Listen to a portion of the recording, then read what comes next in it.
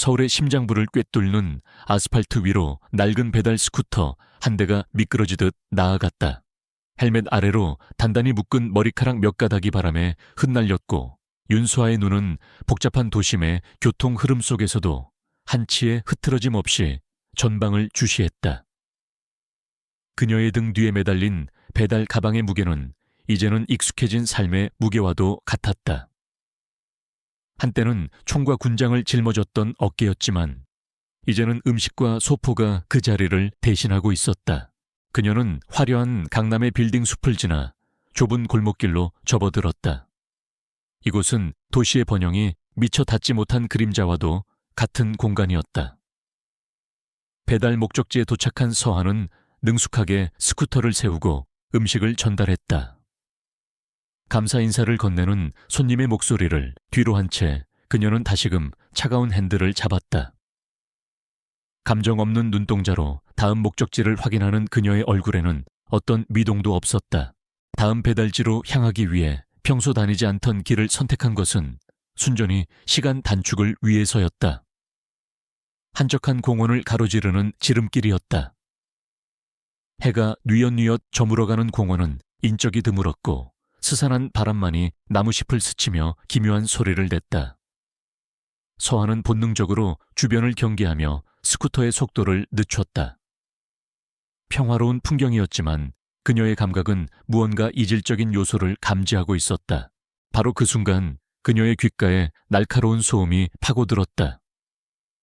타이어가 아스팔트에 마찰하는 소리, 그리고 뒤이어 들려오는 아이의 희미한 울음소리였다. 서하의 미간이 순간적으로 좁아졌다. 그녀의 시선은 소리가 들려온 공원 깊숙한 곳 검은색 벤 차량이 급하게 멈춰선 지점으로 향했다. 건장한 남성 2명이 차에서 내려 무언가를 강제로 차 안으로 밀어넣고 있었다. 그것은 아이들이었다. 작고 연약한 2아이가 겁에 질려 발버둥 치고 있었지만 어른들의 완력 앞에서는 속수무책이었다. 서하의 심장이 차갑게 가라앉았다. 그녀의 머릿속에서는 수만 가지 경우의 수가 스쳐 지나갔지만 몸은 이미 한 가지 결론을 내리고 움직이고 있었다. 그녀는 망설임 없이 스쿠터를 길게 버리듯 세우고 벤을 향해 달려갔다. 그녀의 움직임은 소리 없이 빠르고 정확했다. 마치 먹이를 향해 접근하는 안표범처럼 그녀는 자신의 기척을 완벽하게 숨긴 채 남자들의 등 뒤로 다가섰다. 남자들은 아이들을 차에 태우는데 정신이 팔려등 뒤에서 다가오는 위협을 전혀 인지하지 못하고 있었다. 마지막 아이를 채 밀어넣고 문을 닫으려는 순간 서하의 공격이 시작되었다. 서하는 가장 가까이 있던 남자의 목덜미를 정확하게 가격했다. 비명조차 지르지 못한 남자는 그대로 바닥에 쓰러졌다. 놀란 다른 남자가 뒤를 돌아보는 순간 서하의 발이 그의 복부를 향해 날아들었다. 고통에 찬 신음과 함께 남자가 주춤거리자 서하는 그 틈을 놓치지 않고 팔을 꺾어 제압했다. 그녀의 동작에는 군더더기라고는 찾아볼 수 없었다. 오직 상대를 무력화시키기 위한 가장 효율적인 움직임만이 존재했다. 상황은 순식간에 정리되었다. 건장한 성인 남성 2명은 불과 몇 초 만에 의식을 잃고 바닥에 널브러졌다. 서하는 그들에게 눈길 한 번 주지 않고 벤의 문을 열었다. 안에는 겁에 질려 서로를 부둥켜 안고 있는 쌍둥이 남매가 있었다. 남자아이와 여자아이 6살 정도로 보이는 아이들의 눈에는 공포와 눈물이 가득했다.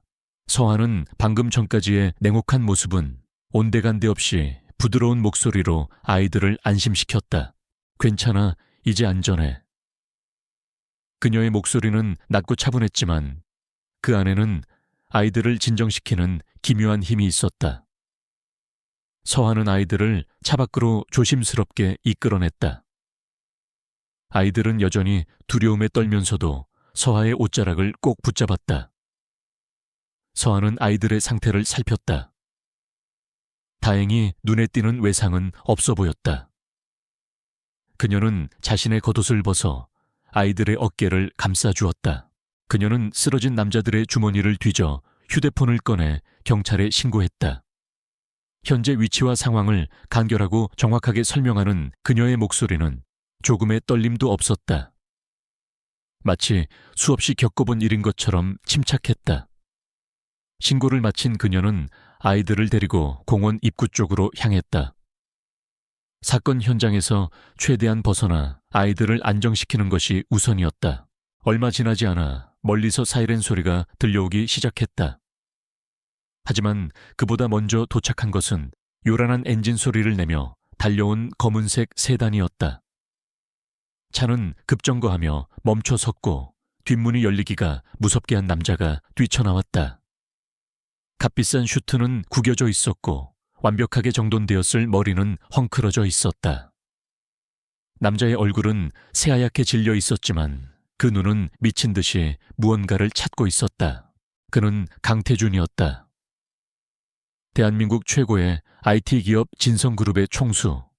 언제나 냉철하고 이성적인 모습으로 세상을 호령하던 그였지만 지금 그의 모습에서는 평소의 위험을 찾아볼 수 없었다.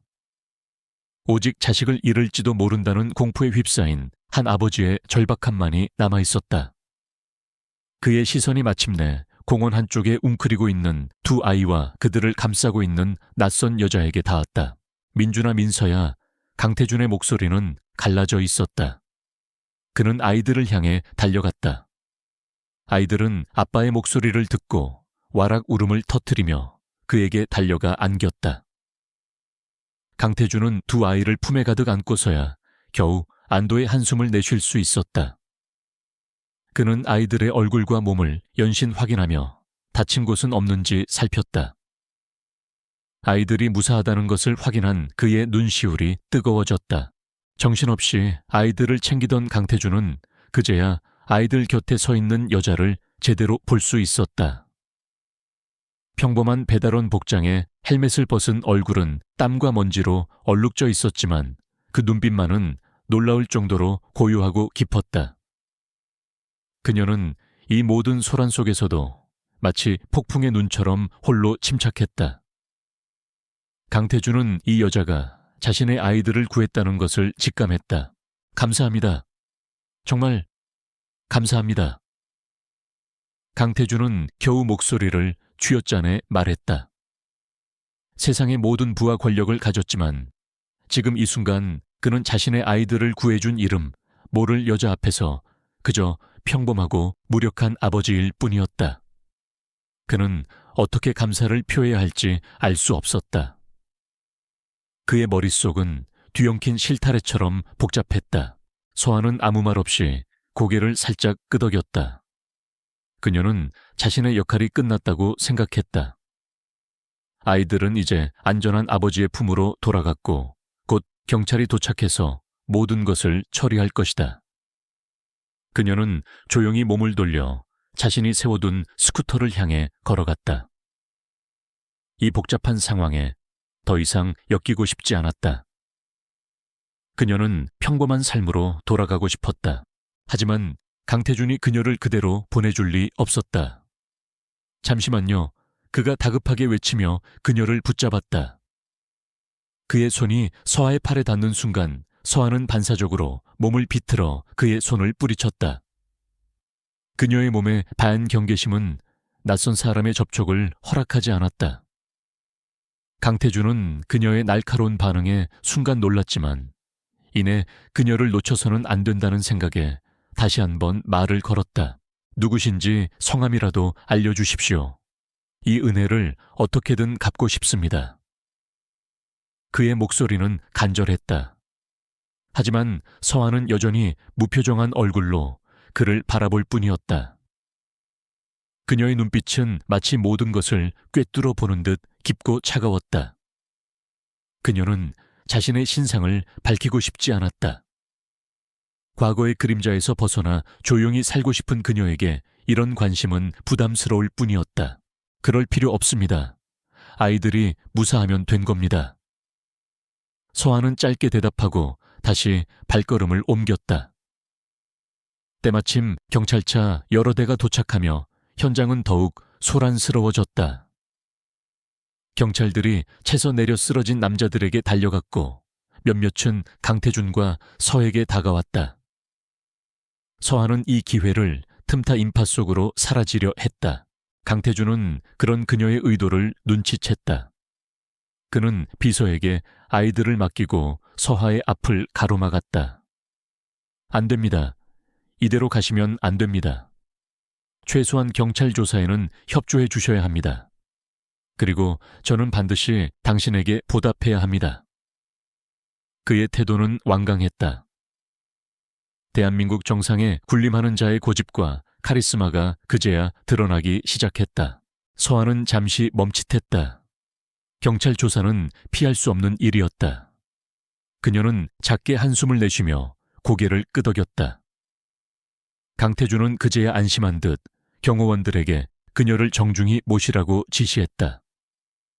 한순간에 평범한 배달원에서 대기업 총수의 아이들을 구한 영웅이 된 상황이 서하는 낯설고 불편하기만 했다. 경찰서에서 조사를 받는 동안에도 서하는 필요한 말만 간결하게 했다. 자신의 신상에 대해서는 최소한의 정보만 밝혔고 사건 경위에 대해서는 마치 보고서를 작성하듯 담담하게 진술했다. 그녀의 침착하고 논리적인 태도에 노련한 형사조차 혀를 내둘렀다. 여자의 몸으로 건장한 남자 둘을 순식간에 제압했다는 사실을 믿기 어려워했지만 현장 상황과 증거는 그녀의 말을 뒷받침하고 있었다. 조사가 끝나고 경찰서를 나왔을 때 밖에는 강태준이 그녀를 기다리고 있었다. 그는 값비싼 채 기댄 채 서하가 나오기만을 기다린 듯 했다. 그의 옆에는 비서가 공손하게 서 있었다. 강태준은 서에게 다가와 정중하게 고개를 숙였다. 다시 한번 감사드립니다, 윤서하 씨. 늦은 시간까지 고생 많으셨습니다. 집까지 모셔다 드리겠습니다. 서하는 그의 호의를 거절하려 했지만 강태준의 눈빛은 그 어떤 거절도 용납하지 않을 것처럼 단호했다. 결국 그녀는 그의 차에 올라탔다. 부드러운 가죽 시트에 몸을 맡기자 하루의 피로가 몰려왔다. 차창 밖으로 서울의 야경이 빠르게 스쳐 지나갔다. 화려한 불빛들이 어지럽게 흩어지는 것을 보며 서하는 자신의 평온했던 일상이 오늘을 기점으로 완전히 무너져 내렸음을 직감했다.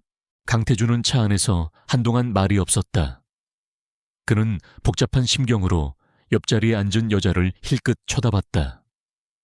그녀는 너무나 평범해 보였지만 그 평범함 속에 상상조차 할 수 없는 힘을 감추고 있었다.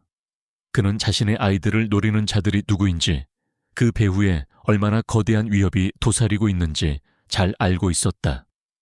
그리고 오늘 그는 깨달았다. 자신의 힘만으로는 아이들을 완벽하게 지킬 수 없다는 것을. 서하의 낡은 옥탑방 앞에 차가 멈췄다. 서하는 짧게 목례를 하고 차에서 내렸다. 강태준도 따라 내렸다. 그는 서하의 손에 자신의 명함을 쥐어주었다. 무슨 일이든 괜찮습니다. 도움이 필요하면 언제든 연락 주십시오. 그리고 조만간 다시 찾아뵙겠습니다. 정식으로 감사를 표하고 싶습니다. 그의 목소리에는 단순한 감사를 넘어선 무언가가 담겨 있었다. 서하는 명함을 받아들었지만 대답은 하지 않았다. 그녀는 굳은 표정으로 낡은 계단을 올라 자신의 집으로 향했다. 문이 닫히고 그녀의 모습이 사라질 때까지 강태준은 그 자리에 서서 그녀가 사라진 문을 오랫동안 바라보았다. 그의 머릿속은 한 가지 생각으로 가득 차 있었다. 저 여자 윤서하. 그녀는 단순한 은인이 아니었다. 어쩌면 그녀는 자신의 아이들을 지킬 유일한 열쇠일지도 모른다. 운명의 톱니바퀴가 삐걱거리며 움직이기 시작한 밤이었다. 다음 날 아침 진성그룹의 최상층에 위치한 회장실은 숨막히는 긴장감으로 가득 차 있었다. 강태준은 거대한 통유리창 앞에 서서 새벽빛에 물드는 서울의 정형을 무감각하게 내려다보고 있었다. 그의 책상 위에는 밤새 그의 비서실과 보안팀이 총동원되어 수집한 한 여성에 대한 모든 정보가 담긴 파일이 놓여 있었다. 파일의 표지에는 윤서하라는 세 글자가 선명하게 찍혀 있었다. 비서 김 실장이 조용히 들어와 보고를 시작했다. 회장님 윤수아 씨에 대한 신원 조회가 완료되었습니다. 그의 목소리는 평소보다 한 톤 낮아져 있었다. 강태준은 돌아보지 않은 채 말했다. 읽어봐. 그의 지시는 짧았지만 그 안에는 서늘한 무게감이 실려 있었다. 김 실장은 마른 침을 삼키며 파일의 첫 장을 넘겼다. 윤소하만 28세. 육군 특수전사령부 제70 특수임무단 출신.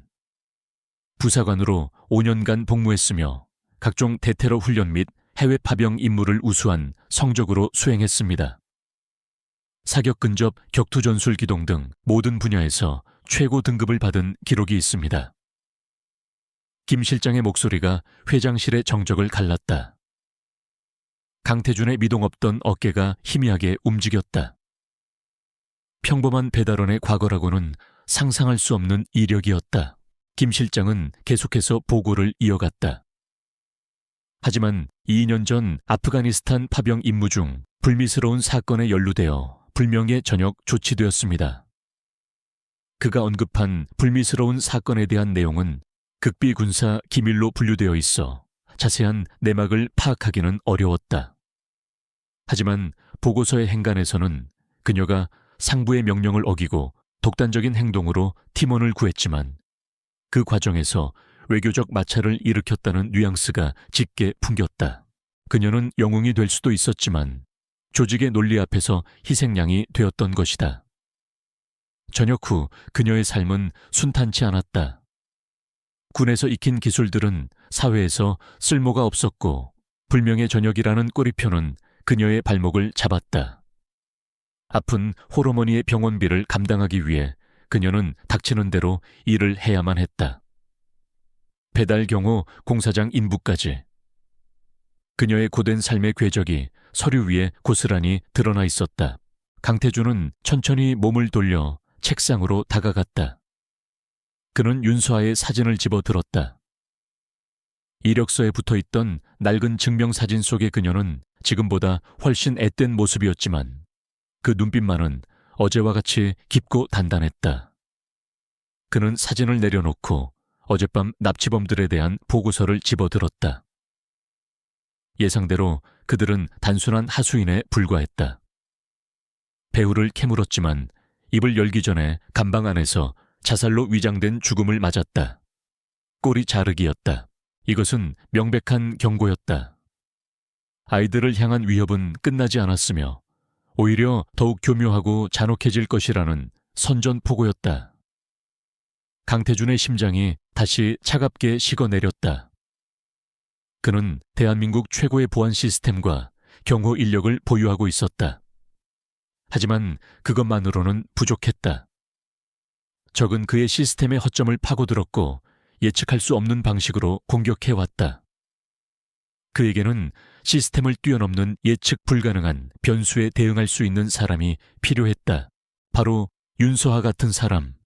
그녀는 시스템 밖의 존재였다. 그녀의 판단력과 전투 능력은 지난밤 완벽하게 증명되었다. 그녀는 본능적으로 위협을 감지하고 가장 효율적인 방식으로 그것을 제거했다. 강태준의 머릿속에서 하나의 계획이 미친 듯이 형태를 갖추기 시작했다. 그것은 지극히 비이성적이고 상식 밖의 계획이었지만 지금 그가 아이들을 지키기 위해 할 수 있는 유일한 최선의 선택처럼 느껴졌다. 그는 김 실장에게 지시했다.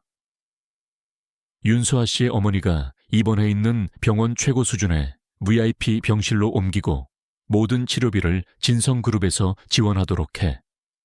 그리고 윤소아 씨를 지금 당장 만나야겠어. 직접 가겠다. 그의 결정은 언제나처럼 신속하고 단호했다. 김 실장은 회장의 의중을 파악하려 애썼지만 강태준의 포커페이스에서는 아무것도 읽어낼 수 없었다. 몇 시간 후 강태준의 차는 윤소아가 사는 낡은 다세대 주택골목에 멈춰 섰다. 최고급 세단은 허름한 동네의 풍경과 극명한 대조를 이루며 주변의 시선을 끌었다. 강태준은 아랑곳하지 않고 차에서 내려 가파른 계단을 올랐다. 옥상에 다다르자 낡았지만 깔끔하게 정돈된 작은 옥탑방이 눈에 들어왔다. 그는 문을 두드렸다. 문을 열고 나온 서하는 그를 보고 적잖이 놀란 눈치였다. 그녀는 편한 운동복 차림이었고 경계심 가득한 눈으로 그를 바라보았다. 무슨 일로 오셨습니까? 그녀의 목소리는 여전히 차가웠다. 강태준은 주눅 들지 않고 말했다. 드릴 말씀이 있어서 왔습니다. 잠시 안으로 들어가도 되겠습니까? 그의 태도는 정중했지만 거절을 용납하지 않겠다는 의지가 담겨 있었다. 서하는 잠시 망설였지만 이내 문을 열어주었다. 좁은 방 안은 여자의 공간이라고는 믿기 어려울 정도로 간소했다. 작은 침대와 책상 낡은 옷장이 전부였다. 하지만 모든 것이 제자리에 정돈되어 있어 그녀의 성격을 짐작하게 했다. 강태준은 좁은 방 안을 둘러보며 자신이 이곳에 얼마나 어울리지 않는 존재인지를 새삼 깨달았다. 서하는 그에게 자리를 권하지도 물을 내오지도 않았다. 그저 팔짱을 낀 채 그가 무슨 말을 하는지 들어보겠다는 태도로 서 있었다. 강태준은 서두르지 않고 본론을 꺼냈다. 어머님 병실을 옮겨드렸습니다. 앞으로의 치료는 저희 진성의료재단에서 책임지겠습니다. 그의 말에 서하의 눈썹이 꿈틀거렸다. 누가 그런 걸 부탁했습니까? 그녀의 목소리에 날이 서 있었다. 부탁이 아니라 제 감사의 표시입니다. 하지만 이건 시작에 불과합니다, 윤서하 씨. 강태준은 한 걸음 더 다가섰다. 어젯밤 일로 아이들을 노리는 위협이 얼마나 심각한지 깨달았습니다. 저는 제 아이들을 지키기 위해서라면 무슨 일이든 할 겁니다. 그래서 당신에게 제안을 하러 왔습니다. 그는 잠시 숨을 고른 뒤 상상조차 할 수 없었던 말을 내뱉었다. 저와 결혼해 주십시오. 순간 방 안의 공기가 얼어붙었다. 서하는 자신이 잘못 들었다는 듯 강태준을 멍하니 바라보았다. 그녀의 얼굴에 떠오른 황당함은 이내 차가운 분노로 바뀌었다. 지금 제정신입니까? 나를 모욕하러 여기까지 온 겁니까? 그녀의 목소리는 쇳소리처럼 날카로웠다. 돈으로 사람을 사려는 오만한 부자의 행태에 참을 수 없는 역겨움을 느꼈다. 강태준은 그녀의 반응을 예상했다는 듯 침착하게 말을 이었다. 오해하지 마십시오. 사랑이나 연애 감정을 말하는 게 아닙니다. 이건 철저한 계약이자 거래입니다. 그는 가방에서 미리 준비해온 서류 봉투를 꺼내 책상 위에 올려놓았다. 법적으로 당신을 제 아이들의 보호자로 만들고 싶습니다. 제 아내가 되어 저택에 함께 살면서 24시간 아이들 곁에서 지켜주십시오. 그의 제안은 상상을 초월하는 것이었다. 그는 윤서하의 전투 능력을 돈으로 사는 것을 넘어 그녀라는 존재 자체를 자신의 가족을 위한 가장 강력한 방패로 삼으려 하고 있었다. 아내라는 신분은 그녀를 아이들 곁에 가장 자연스럽게 묶어둘 수 있는 법적 사회적 장치였다. 외부의 위협으로부터 아이들을 지키는 동시에 윤서하라는 뛰어난 인재를 독점하려는 완벽한 계획이었다. 미쳤군요. 서하는 기가 막힌다는 듯 헛웃음을 쳤다. 당신은 돈이면 뭐든 다 된다고 생각하는 모양인데 사람을 잘못 봤습니다. 나는 당신의 용병이 될 생각 따위 없습니다. 당장 돌아가십시오. 그녀는 손으로 문을 가리켰다. 그녀의 눈에는 경멸의 빛이 가득했다. 그녀는 자신의 능력과 자존심을 돈과 맞바꿀 생각이 추호도 없었다. 하지만 강태준은 물러서지 않았다. 그는 서하의 과거를 정확히 꿰뚫고 있었다. 당신의 능력은 이런 옥탑방에서 배달이나 하며 썩힐 것이 아닙니다, 윤서하 씨. 불명예 저녁 그게 당신의 발목을 잡고 있다는 것 압니다. 그 사건의 진실 제가 밝혀드리겠습니다. 당신의 명예를 되찾아주고 당신을 억울하게 내쫓은 자들에게 대가를 치르게 해드리겠습니다. 그게 제 조건입니다. 강태준의 마지막 말은 서하의 가장 아픈 곳을 정확히 찔렀다. 명예. 군인이었던 그녀에게 그것은 목숨보다 소중한 것이었다. 억울하게 군복을 벗어야 했던 그날의 치욕은 2년이 지난 지금까지도 그녀를 악몽처럼 따라다녔다. 그녀는 강태준이 가진 힘이라면 정말로 진실을 밝히고 자신의 명예를 회복시켜 줄 수도 있겠다는 생각을 떨칠 수 없었다. 그녀의 마음이 흔들리는 것을 본 강태준은 쐐기를 박았다. 이건 단지 당신을 위한 제안이 아닙니다. 제 아이들을 위한 것이기도 합니다. 어제 아이들이 얼마나 무서워했는지 보셨지 않습니까? 그 아이들에게는 엄마가 필요합니다. 물론 당신이 진짜 엄마가 되어달라는 건 아닙니다. 하지만 최소한 아이들이 안심하고 기댈 수 있는, 그들을 완벽하게 지켜줄 수 있는 어른이 곁에 있어줘야 합니다. 당신이라면 할 수 있습니다. 그의 목소리에는 이제까지와는 다른 아버지로서의 간절함이 묻어 있었다. 그는 자신의 약한 모습을 드러내면서까지 그녀를 설득하고 있었다. 서하는 어젯밤 공포에 질려 자신에게 매달리던 아이들의 얼굴을 떠올렸다. 그 작고 떨리는 손의 감촉이 아직도 생생했다. 그녀는 아이들을 외면할 수 없었다. 그녀 안에 잠들어 있던 군인의 보호 본능이 다시 고개를 들기 시작했다. 강태준은 책상 위의 계약서를 그녀 쪽으로 밀었다. 계약 기간은 아이들을 위협하는 배후 세력을 완전히 제거할 때까지입니다. 계약이 끝나면 당신은 자유입니다. 막대한 보상금과 함께 당신이 원하는 새로운 삶을 살 수 있도록 제가 보장하겠습니다. 물론 당신의 명예도 되찾은 상태로 말입니다. 그는 자신의 모든 것을 내건 도박을 하고 있었다. 서하는 아무 말도 할 수 없었다. 그녀의 머릿속은 너무나도 복잡했다. 한쪽에서는 당장 이 말도 안 되는 제안을 거절하고 남자를 쫓아내라고 소리쳤지만, 다른 한쪽에서는 이것이 지긋지긋한 현실에서 벗어나 잃어버린 명예를 되찾을 유일한 기회일지도 모른다고 속삭였다. 그리고 무엇보다 위험에 처한 아이들의 얼굴이 눈앞에 어른거렸다. 강태준은 그녀에게 생각할 시간을 주기로 했다.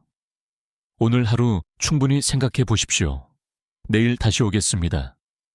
그는 그 말만 남기고 조용히 방을 나섰다. 낡은 문이 닫히고 방 안에는 다시 정적이 찾아왔다.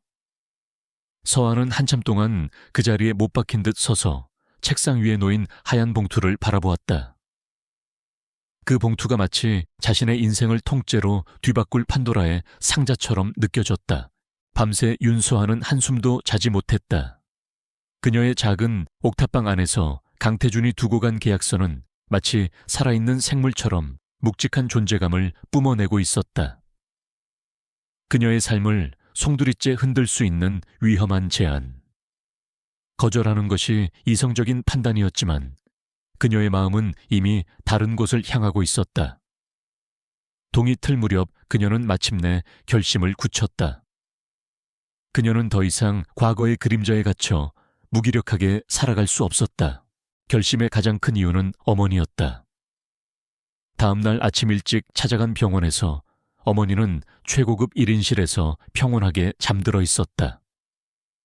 최고의 의료진이 그녀의 곁을 지키고 있었고 더 이상 감당할 수 없는 병원비 걱정은 사라졌다.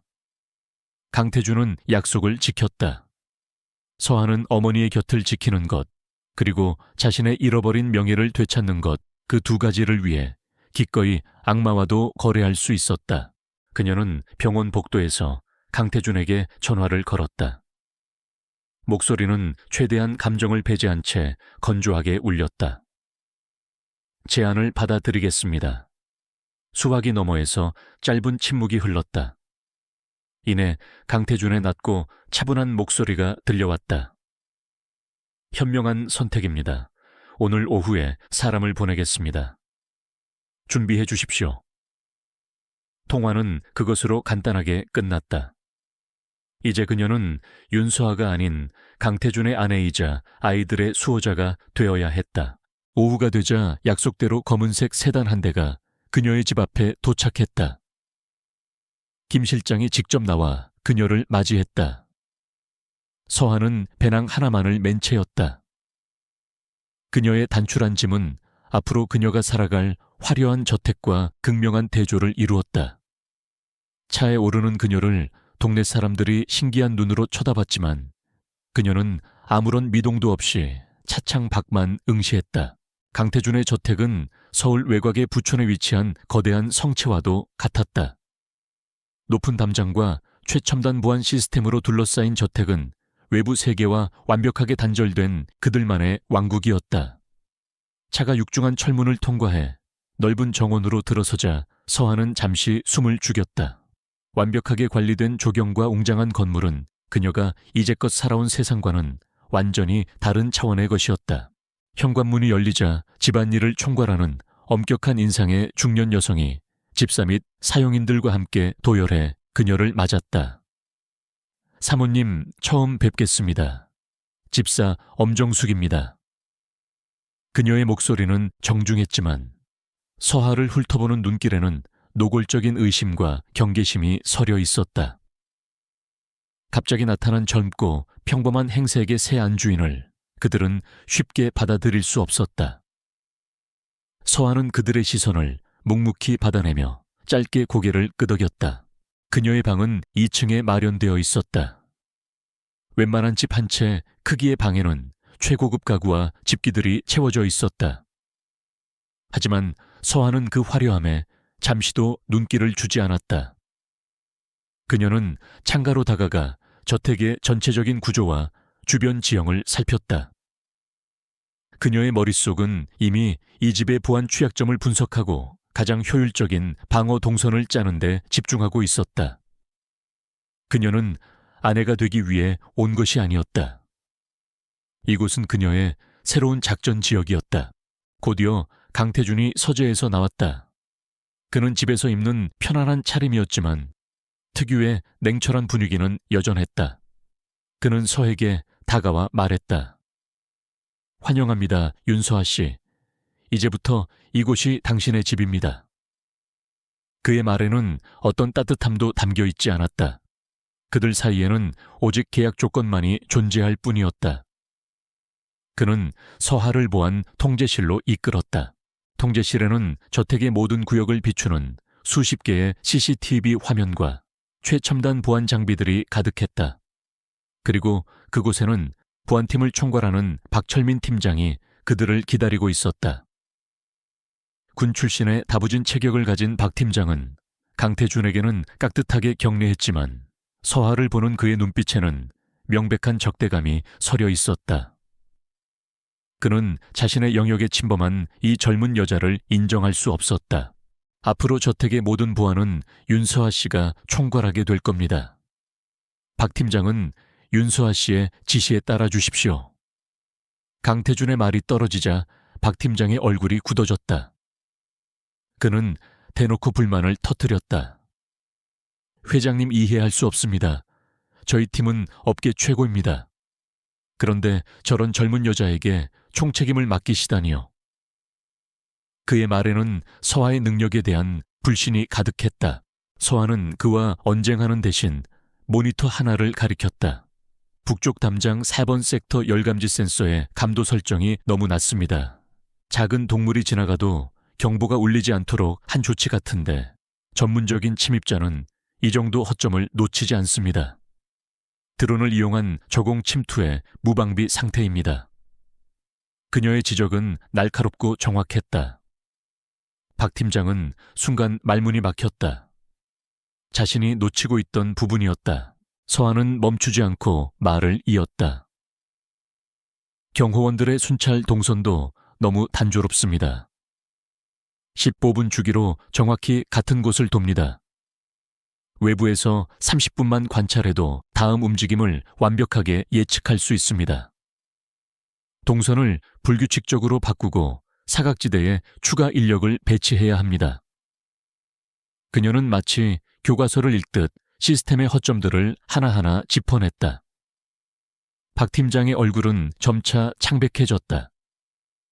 그는 이 여자가 보통 내기가 아님을 깨달았다. 강태준은 말없이 그 광경을 지켜보며 만족스러운 표정을 지었다. 그날 이후 서하는 저택의 실질적인 지배자가 되었다. 그녀는 아침 일찍 일어나 저택 주변을 직접 순찰했고 보안 시스템을 처음부터 다시 설계했다. 그녀의 지시는 빈틈이 없었고 누구도 그녀의 전문성에 이의를 제기할 수 없었다. 박 팀장과 경호원들은 마지못해 그녀의 지시에 따르기 시작했고 시간이 지나면서 점차 그녀의 능력에 감탄하게 되었다. 하지만 아이들과의 관계는 쉽지 않았다. 쌍둥이인 민준이와 민서는 엄마를 잃은 상처와 납치의 충격으로 마음의 문을 굳게 닫고 있었다. 오빠인 민준이는 서에게 노골적으로 적대감을 드러냈고 동생인 민서는 아예 그녀를 투명인간 취급하며 눈길조차 주지 않았다. 서하는 섣불리 그들에게 다가가지 않았다. 억지로 엄마 행세를 하는 것은 오히려 역효과를 낳을 뿐이라는 것을 잘 알고 있었다. 그녀는 그저 묵묵히 아이들의 곁을 지켰다. 아이들이 정원에서 놀 때면 멀리서 그들을 지켜보며 주변의 안전을 확보했다. 아이들이 식사할 때면 맞은편에 조용히 앉아 식사를 할 뿐이었다. 그녀는 아이들에게 말을 걸거나 무언가를 강요하지 않았다. 그저 자신이 언제나 그들을 지켜보고 있으며 그들이 안전하다는 사실을 몸으로 보여주려 애썼다. 강태준과의 관계 역시 마찬가지였다. 그들은 한 지붕 아래 살았지만 필요한 업무 외에는 거의 대화를 나누지 않았다. 거대한 식탁에서 마주 앉아 하는 저녁 식사는 언제나 숨막히는 침묵 속에서 이루어졌다. 그들은 서로에게 아내와 남편이 아닌 고용주와 고용인의 관계를 철저히 유지했다. 하지만 강태준은 자신도 모르게 서하를 관찰하는 시간이 늘어갔다. 그녀의 모든 행동에는 목적이 있었고 낭비가 없었다. 그는 그런 그녀에게서 기묘한 매력을 느끼기 시작했다. 변화의 계기는 어느 날 밤 예고 없이 찾아왔다. 깊은 밤 저택 전체에 아이의 날카로운 비명소리가 울려 퍼졌다. 민서의 방이었다. 강태준과 보모가 놀라 달려갔을 때 민서는 악몽을 꾸는 듯 식은땀을 흘리며 울부짖고 있었다. 오지마 저리가. 아이는 납치당했을 때의 공포에 사로잡혀 누구의 손길도 거부했다. 강태준이 어쩔 줄 몰라 하며 아이를 달래려 할 때 소리를 듣고 달려온 서하가 그를 막아섰다. 제가 해보겠습니다. 그녀는 침착하게 아이에게 다가갔다. 그리고는 아이를 억지로 안거나 달래는 대신 아이의 손을 잡고 놨고 차분한 목소리로 속삭이기 시작했다. 괜찮아 민서야. 여긴 안전해. 내가 옆에 있어. 그녀는 군에서 배운 심리 안정 기법을 사용했다. 일정한 톤으로 아이의 이름을 반복해서 불러주고 안전하다는 사실을 각인시켰다. 그녀의 목소리에는 사람을 진정시키는 힘이 있었다. 놀랍게도 민서의 발작적인 울음이 점차 잦아들기 시작했다. 아이는 흐느끼며 서하의 품에 안겼다. 서하는 아이의 등을 부드럽게 토닥여주며 아이가 다시 잠들 때까지 곁을 지켰다. 강태준은 문가에 서서 그 모든 광경을 지켜보았다. 그는 충격에 휩싸였다. 자신도 아이를 오랫동안 돌봐온 부모도 어쩌지 못했던 아이를 그녀가 단 몇 분 만에 안정시켰다. 그녀의 모습에서는 냉철한 군인이 아닌 따뜻하고 믿음직한 보호자의 모습이 겹쳐 보였다. 그는 처음으로 자신이 맺은 계약이 단순한 거래가 아닐지도 모른다는 생각을 했다. 그날 밤 얼음장 같던 저택의 공기에 아주 작고 미세한 균열이 생기기 시작했다. 그날 밤의 일을 계기로 저택의 분위기는 미묘하게 변했다. 엄격한 규칙과 차가운 공기만이 감돌던 공간에 작은 온기가 스며들기 시작했다. 민서는 더 이상 서하를 피하지 않았다. 오히려 그녀의 뒤를 그림자처럼 졸졸 따라다니기 시작했다.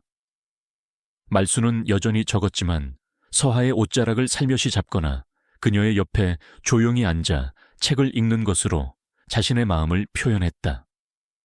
그 작은 변화는 강태준에게 큰 위안과 함께 복잡한 감정을 안겨주었다. 하지만 평화는 길지 않았다. 아이들을 노리는 어둠의 세력은 결코 포기하지 않았다. 그들은 더욱 교묘하고 대담한 방법으로 다음 공격을 준비하고 있었다.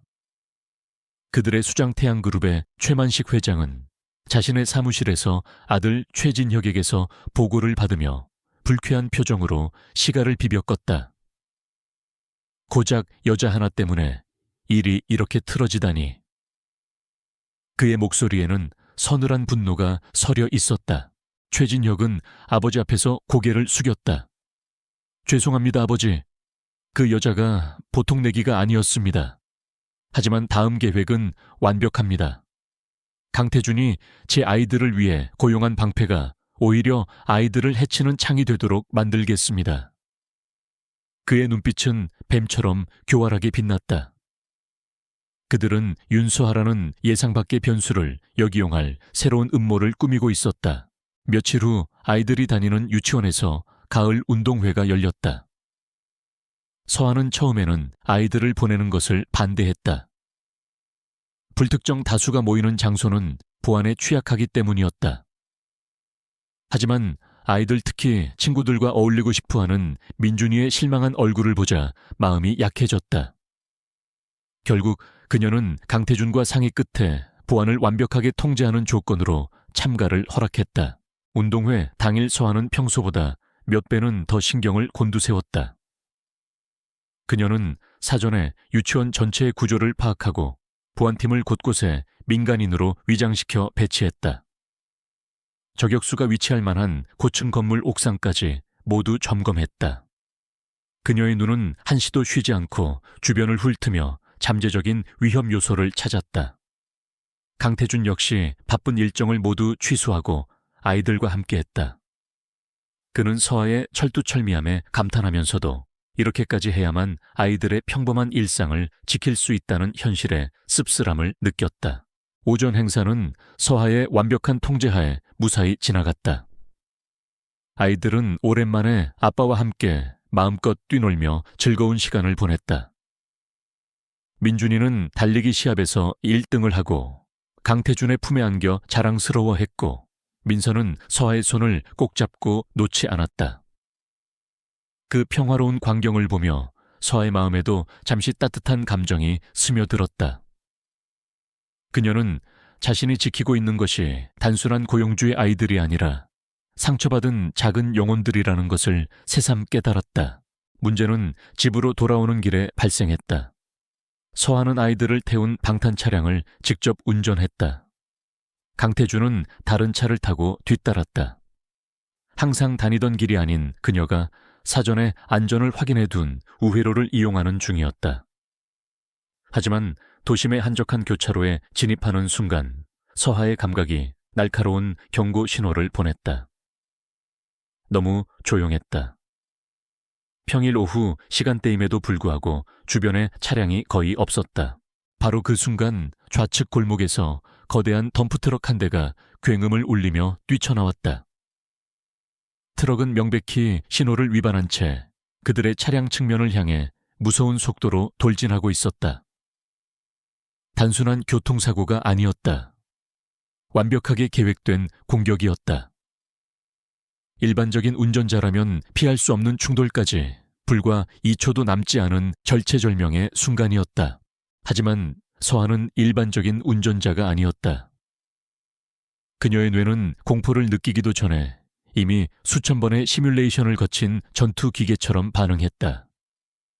그녀는 망설임 없이 핸들을 오른쪽으로 끝까지 꺾는 동시에 가속 페달을 밟았다. 차량은 끼익하는 굉음과 함께 거의 90도로 회전하며 인도를 향해 돌진했다. 그녀는 인도의 가로수를 아슬아슬하게 피하며 트럭의 정면 충돌을 간발의 차로 피했다. 덤프트럭은 목표물을 놓치고 중앙선을 넘어 반대편 상점의 벽을 들이받고서야 멈춰 섰다. 그 충격으로 주변은 아수라장이 되었다.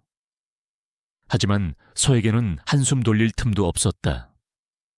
그녀는 백미러를 통해 뒤따라오던 강태준의 차가 다른 차량들에 의해 길이 막혀 접근하지 못하는 것을 확인했다. 이것은 고립시키기 위한 함정이었다. 아니나 다를까 멈춰선 덤프트럭의 운전석과 조수석에서 복면을 쓴 괴한 2명이 뛰어내려 그들의 차를 향해 달려들었다. 손에는 소의 파이프와 정의 충격기가 들려 있었다. 그들의 목표는 아이들이었다. 뒷좌석의 아이들은 갑작스러운 상황에 겁에 질려 울음을 터뜨렸다. 괜찮아. 벨트 꽉 매고 고개 숙이고 있어. 서아의 목소리는 다급했지만 흔들림이 없었다. 그녀는 차 문을 잠그고 즉시 상황을 판단했다.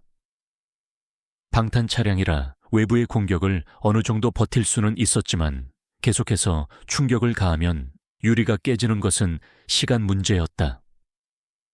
이곳에서 고립된 채로 시간을 끄는 것은 최악의 선택이었다. 그녀는 정면의 좁은 골목길을 확인했다. 차 한 대가 겨우 지나갈 수 있는 폭이었지만 유일한 탈출로였다. 서아는 다시 한번 운전대를 잡았다.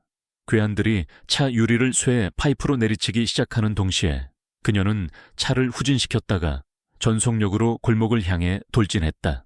차는 양쪽 벽에 부딪히며 불꽃을 튀겼지만 그녀는 속도를 줄이지 않았다.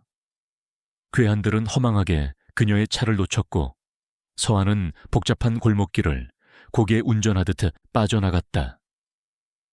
그녀의 머리셔 속에는 이 지역의 지도가 완벽하게 입력되어 있었다. 몇 분간의 숨막히는 추격전 끝에 서아는 마침내 적들을 따돌리고 안전한 대로변으로 나올 수 있었다. 그녀는 그제야 차를 멈추고 거친 숨을 몰아쉬었다. 아드레날린이 온몸을 휘감고 있었지만 그녀의 눈은 침착하게 아이들의 상태를 살폈다. 아이들은 잔뜩 겁에 질려 있었지만 다행히 다친 곳은 없었다.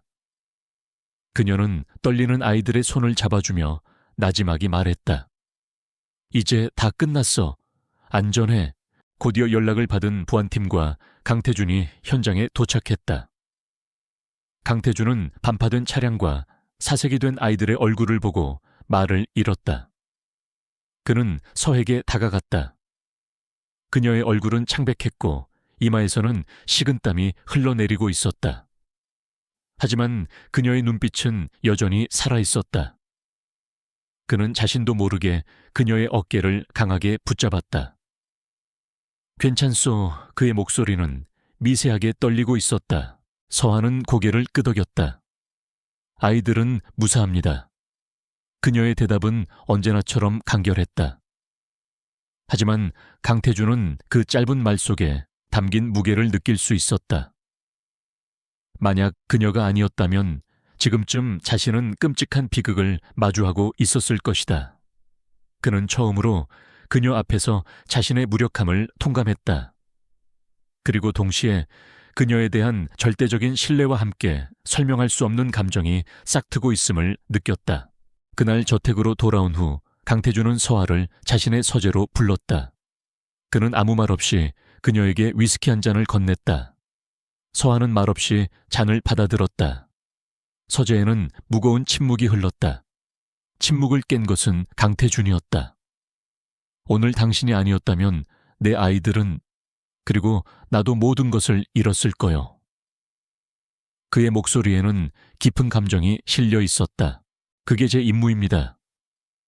서아는 여전히 사무적인 태도를 유지하려 애썼다. 하지만 그녀 역시 오늘 겪은 일로 마음이 복잡했다.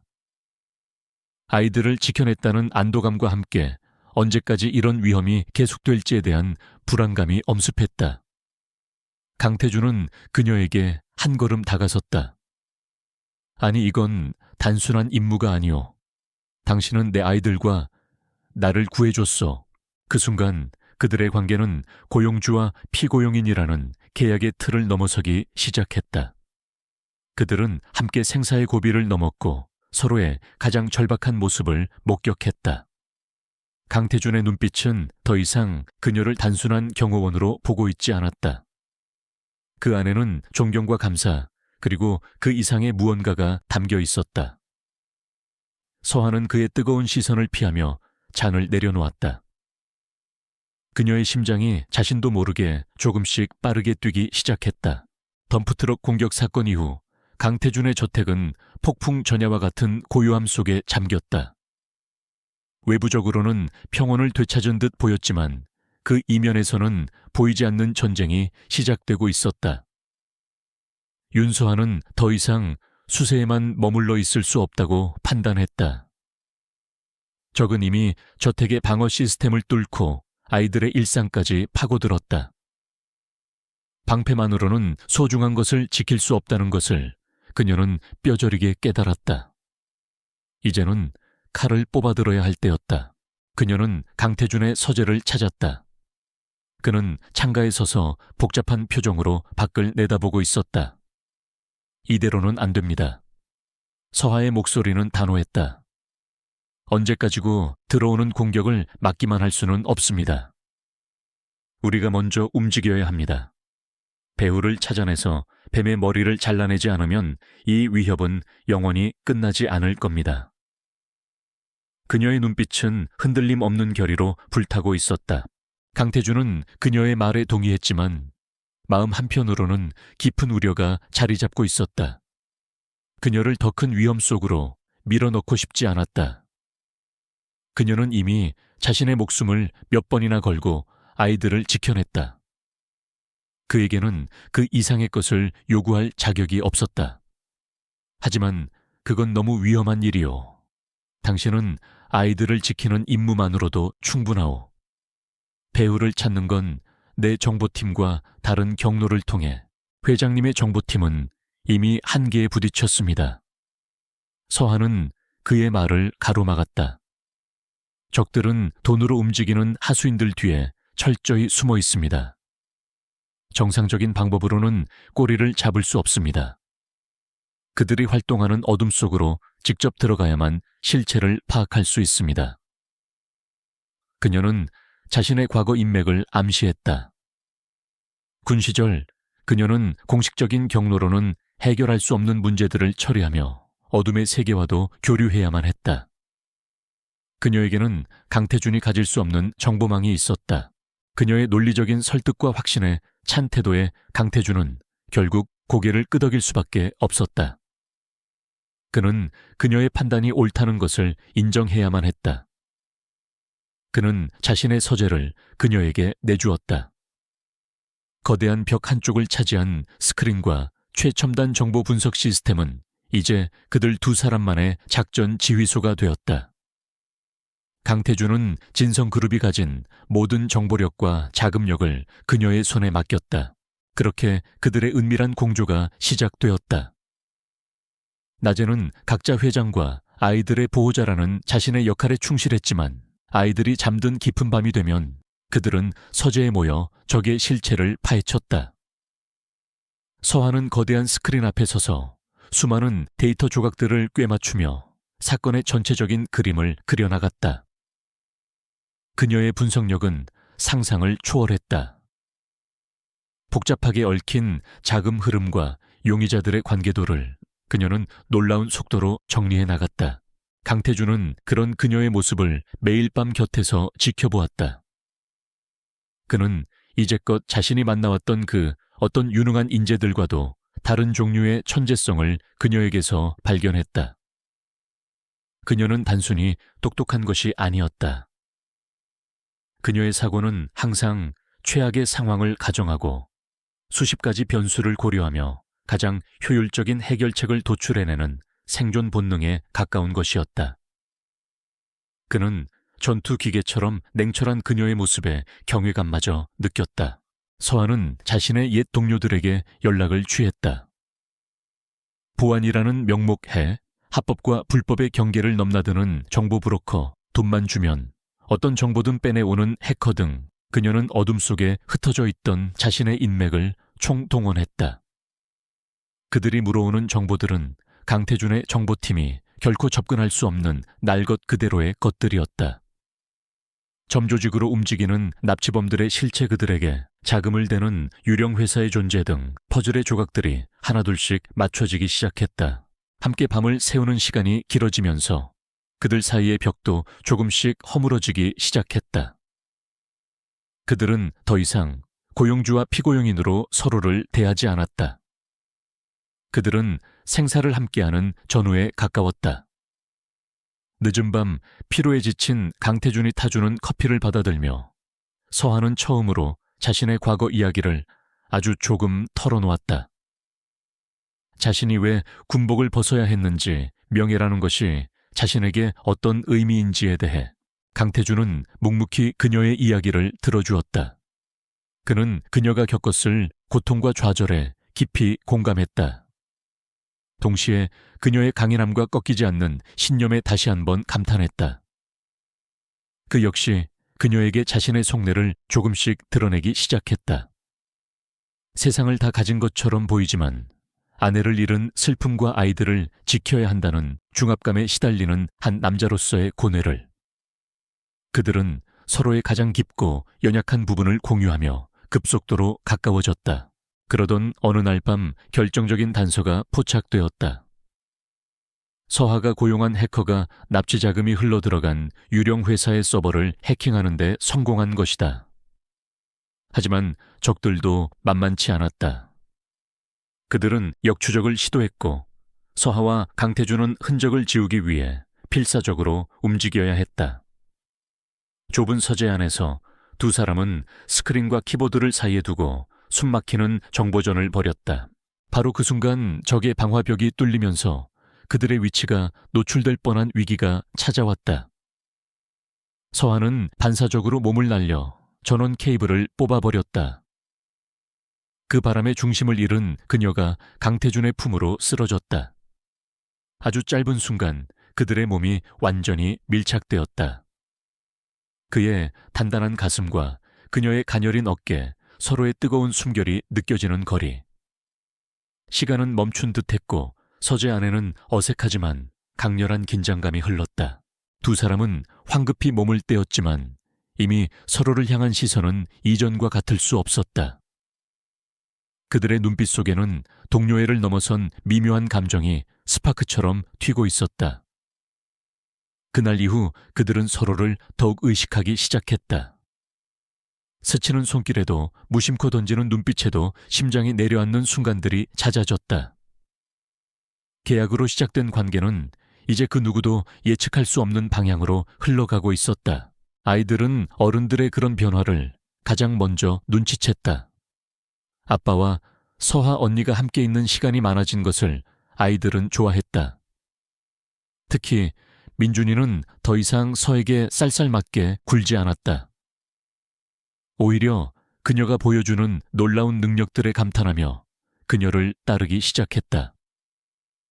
어느 날 저녁 민서가 스케치북을 들고 와 그들에게 보여주었다.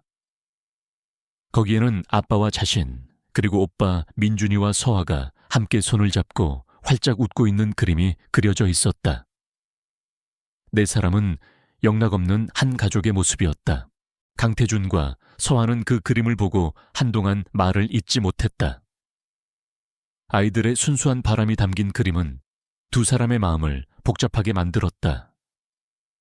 그들은 아이들을 위해 시작된 이 거짓 관계에 점점 더 깊이 빠져들고 있음을 깨달았다.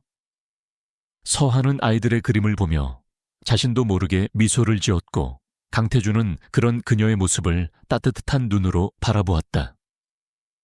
그의 마음속에서는 이미 그녀를 향한 감정이 걷잡을 수 없이 커져가고 있었다. 끈질긴 추적 끝에 서하는 마침내 태양그룹과 납치범들 사이를 이어주는 핵심 인물, 중간 연결책의 신원을 파악하는 데 성공했다. 그는 과거 서하가 군에 있을 때 악연으로 얽혔던 무기 밀매상이었다. 그라면 분명 결정적인 증거를 가지고 있을 터였다. 서하는 그에게 접근할 계획을 세웠다. 그것은 자신의 정체를 드러내야만 하는 지극히 위험한 계획이었다. 그녀는 자신의 계획을 강태준에게 설명했다. 모든 것을 들은 강태준의 얼굴은 하얗게 질렸다. 안 돼. 절대 허락할 수 없소. 그의 목소리는 단호했다. 그건 너무 위험해. 당신을 미끼로 던질 수는 없소. 그는 더 이상 그녀를 자신의 직원으로 생각하지 않았다. 그녀는 그가 지켜야 할 사람이 되어 있었다. 이 방법밖에 없습니다. 위험하다는 건 압니다. 하지만 성공한다면 이 모든 것을 끝낼 수 있습니다. 서화 역시 물러서지 않았다. 그녀는 아이들의 미소를 그리고 자신을 믿어주는 강태준을 위해서라도 이 싸움을 끝내고 싶었다. 그들의 시선이 허공에서 팽팽하게 맞부딪혔다. 그것은 단순히 계획에 대한 의견 충돌이 아니었다. 계약 관계라는 이성의 둑을 넘어 서로를 향한 걱정과 염려라는 감정이 격렬하게 충돌하고 있었다. 이 위험한 도박의 끝에 무엇이 기다리고 있을지 아무도 알 수 없었다. 강태준과 윤서아 사이의 팽팽한 대치는 며칠간 계속되었다. 강태준은 그녀가 스스로를 위험한 미끼로 던지려는 계획을 결코 승인할 수 없었다. 그의 반대는 단호했고 그 이면에는 그녀의 안위에 대한 깊은 염려가 자리하고 있었다. 서화 역시 자신의 주장을 굽히지 않았지만 자신을 걱정하는 그의 진심을 느끼며 마음이 복잡해졌다. 그들의 관계는 어느새 계약 조항만으로는 설명할 수 없는 깊은 감정의 영역으로 접어들고 있었다. 바로 그 시각 태양그룹의 최진혁은 새로운 계략을 실행에 옮기고 있었다. 윤서에게 직접적인 공격이 통하지 않자 그는 더 교활하고 악랄한 방식을 선택했다. 그것은 바로 그녀의 가장 큰 약점 불명계 전역이라는 과거를 이용해 그녀의 명예를 대중 앞에서 완전히 짓밟아버리는 것이었다. 그는 언론계에 연줄이 있는 인물을 통해 윤서에 대한 악의적인 정보들을 흘리기 시작했다. 음모는 한밤중한 인터넷 연예 매체의 자극적인 기사로 시작되었다. 충격 단독 진성그룹 강태준 회장 재혼 상대 정치 알고 보니 불명예 전역한 용병 출신 이라는 제목의 기사는 순식간에 온라인을 뜨겁게 달구었다. 기사 내용은 철저히 왜곡되고 과장되어 있었다. 서한은 폭력적이고 불안정한 인물로 묘사되었고 군에서 불미스러운 일로 쫓겨난 과거가 부각되었다. 기사는 마치 바이러스처럼 퍼져나갔다. 다음 날 아침 모든 신문과 방송이 이 소식을 대서특필했다. 대중들은 대한민국 최고 기업 총수의 베일에 쌓여있던 아내가 엄청난 과거를 가졌다는 사실에 열광했다. 진성그룹의 주가는 폭락하기 시작했고 회사 내부에서도 강태준 회장의 판단력을 의심하는 목소리가 나오기 시작했다. 최진혁의 계략은 완벽하게 성공하는 듯 보였다. 저택의 분위기는 얼음장처럼 차가워졌다. 사용인들은 서화의 눈치를 보며 수군거렸고 아이들은 어른들의 무거운 분위기에 불안해했다. 서화는 자신의 방에서 인터넷에 떠도는 기사들을 묵묵히 읽어 내려갔다. 그녀의 얼굴에는 어떤 감정도 드러나지 않았지만 단단히 쥔 주먹이 미세하게 떨리고 있었다. 그녀는 분노보다 더 큰 죄책감을 느꼈다. 자신의 과거가 결국 강태준과 아이들에게 씻을 수 없는 상처를 입히고 말았다. 그녀는 결심을 굳히고 강태준의 서재로 향했다. 그는 밤새 한숨도 자지 못한 듯 피곤한 얼굴로 연신 담배를 피우고 있었다. 서한은 그의 앞에 서서 차분하지만 단호한 목소리로 말했다. 계약을 파기해 주십시오. 그녀의 갑작스러운 말에 강태준은 놀란 눈으로 그녀를 바라보았다. 무슨 소리요? 그의 목소리는 잠겨 있었다. 저 때문에 벌어진 일입니다. 제가 떠나면 모든 것이 해결됩니다. 회장님의 명예와 회사의 피해를 더는 두고 볼 수 없습니다. 아이들에게도 상처가 될 겁니다. 이것이 제가 당신과 아이들을 지킬 수 있는 마지막 방법입니다. 그녀의 말은 진심이었다. 그녀는 기꺼이 모든 것을 자신의 탓으로 돌리고 조용히 사라질 준비가 되어 있었다. 하지만 강태준의 생각은 달랐다. 그는 서아의 말에 자리에서 벌떡 일어났다. 그의 눈은 분노로 이글거렸다. 하지만 그 분노는 그녀를 향한 것이 아니었다. 당신은 지금 이게 당신 혼자만의 문제라고 생각하는 거요. 이건 당신을 향한 공격이 아니야. 당신을 흔들어서 내 아이들과 나를 무너뜨리려는 비겁한 수작이란 말이오. 그의 목소리가 서재를 울렸다. 그는 서하의 어깨를 붙잡았다. 당신이 여기서 도망치면 그들이 원하는 대로 되는 거요. 당신은 패배자가 되고 나는 내 가족 하나 지키지 못하는 무능한 놈이 되는 거지. 난 절대로 그렇게 되도록 내버려 두지 않을 거요. 그는 이미 결심을 굳힌 상태였다. 그는 이 위기를 피하지 않고 정면으로 돌파하기로 마음먹었다. 이것은 그의 가족을 지키기 위한 전쟁이었다. 강태준은 즉시 김 실장을 호출했다. 지금 당장 긴급 기자회견을 준비해. 모든 언론사를 상대로 1시간 뒤에 시작한다. 그의 지시는 짧았지만 그 안에는 모든 것을 걸겠다는 비장함이 담겨 있었다.